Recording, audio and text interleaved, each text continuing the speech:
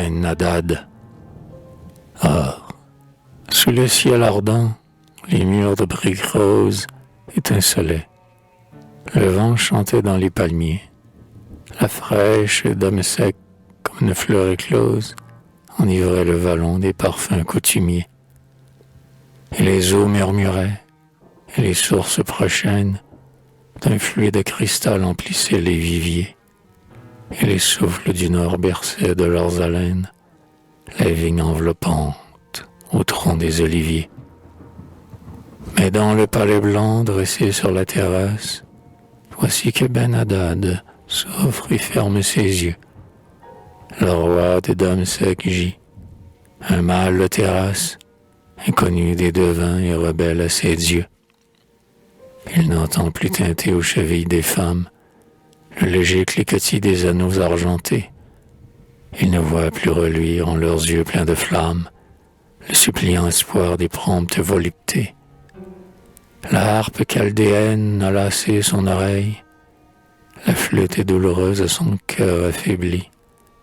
La voix de la colombe irritante est pareille au grincement du fer sur le granit poli.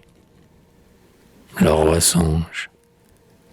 Il revoit sa gloire et sa défaite, et la chute d'Aram et son peuple meurtri, et Chamron délivré et le morne prophète, et le bras d'Yahvé sur la maison d'Omri, et le royal trésor semé dans la campagne, et par tous les fuyards d'Yarden envahis, et les chevaux divins branlant la montagne, et sur la crête en feu les chars d'Adonai.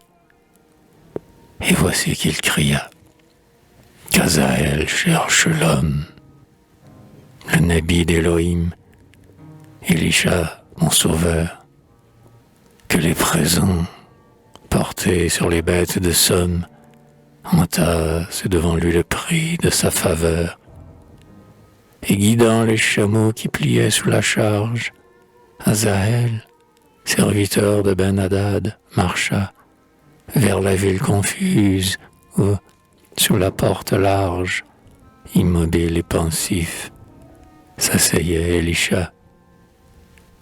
Et le Nabi, les bras croisés sur sa poitrine, dit « Ben-Hadad, ton roi guérira dans son lit. » Puis de ses yeux profonds, au long de sa narine, comme une source, un pleur inattendu jaillit. Et sous les sourcils blancs, son regard, comme un glaive inévitable, entrant dans le cœur d'Azaël, Élisha a dit « J'ai vu, le jour sanglant se lève, le jour du meurtre luit à l'horizon du ciel. Bouche hurlée, saignée aux chairs, coulée aux larmes, car j'entends tes guerriers, serviteurs de ton roi, fouler le sol conquis et trancher de leurs armes la moisson de douleur qui se lève après toi. Le mur de Damsek est comme une chaudière, d'où le torrent de feu ruissellera sur nous. Ô ville d'Israël, ô palais, ô poussière, ô vierge de Chamon, dont les bras étaient doux. Car toi-même, Azaël, roi sur la terre immense, où Damsek repose au bord des fraîches eaux, bourreau de Ben-Hadad, voici quand sa démence ta haine aiguisera les dents des lionceaux. Le peuple d'Israël sera, sous tes étreintes, comme un captif vieilli sous la meule écrasée, et du ventre béant de ses femmes enceintes, le sang noir coulera comme un vin transvasé.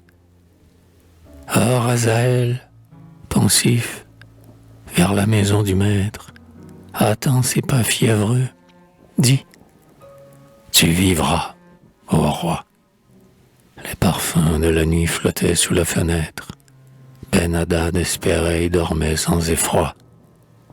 Mais quand l'aube éclaira la chambre encore obscure, Ben-Hadad étouffé gisait, mort, sans secours, convulsé, violet, roidi.